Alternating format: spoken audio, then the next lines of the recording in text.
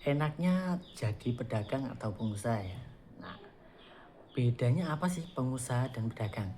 Kalau pedagang simpelnya begini, kita bahas dalam segi pedagang kaki lima saja ya. Karena saya sedang menerjuni di bidang tersebut. Kalau pedagang cuma punya satu stand usaha ya. Cara pengusaha itu misalkan punya dua atau tiga pengusaha stand usaha. Kalau pedagang ya cuma misalkan satu hari dapat untung lebih besar karena punya satu stand 150.000 bersih ya misalkan. Kalau pengusaha dia karena punya karyawan yang harus menjaga stand usahanya harus berbagi profit ya. Misalkan dia kalau untungnya 150.000 misalkan setengahnya itu 50% 75.000 untuk karyawan ya, terus 75.000 untuk pemilik usahanya. Dia cuma dapat keuntungan 75.000 kalau dia punya dua gerobak sudah sama-sama pedagang tadi ya, yaitu penghasilan bersihnya 150.000 satu hari.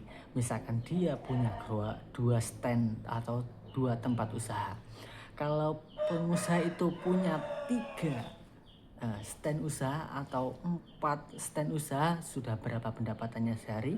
Misalkan 75.000 kali 4 ya sudah 300.000 satu hari. Kita nggak usah mikirin banyak cabang dulu, kita berawal dari satu cabang dulu. Untuk yang penting mindsetnya menurut saya buat pemuda-pemuda yang kena PHK mau jalanin usaha harus ada mindsetnya dulu. Kedepannya usaha saya mau dibuat seperti apa?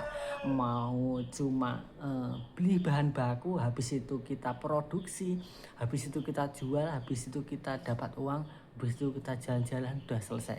Atau kita punya mindset kedepannya, kita punya inovasi terbaru, yaitu ada pengembangan usaha ya, punya keuntungan disisihkan buat makan, buat kehidupan sehari-hari, terus ditabung untuk kebutuhan pengembangan usaha, bukan untuk tabungan masa depan.